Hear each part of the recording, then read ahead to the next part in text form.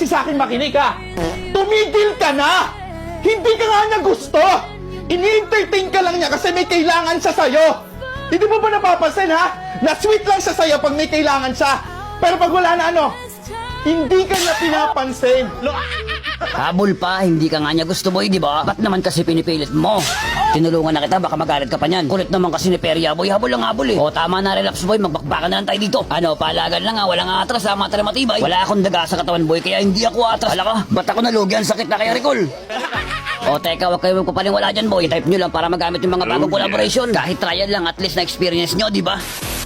O balik tayo sa tunay na palabas kung saan si Chang ay nagmamadaling tumakas. Sinubukan pa siyang protektahan kaso huli na yung lahat. Pinakayo ko talaga yung ako yung hinahabol eh. Kaya Perya, huwag ka na tumahay dyan. Kikil mo ko eh no, baka biniro yarn. Aba, natipi ka pa, panagutan mo yan boy ah. Kung kanina naparekol mo ko ngayon hindi na oy nagulti oh. Ano Jay, kaso may apple boy eh. Pinahinto ba naman ni Marcelito, wala na ang galawan to boy, matik. Yung mata terek, teka yung tipi ko boy. Balagbag kayo maghabol di ba? Ito ipapakita ko sa inyo yung alaga. Wala nang suklian to boy. Lah, naglako si Chang oh. Teka, nagwawala si Perya boy oh. May gusto ko na patunayan.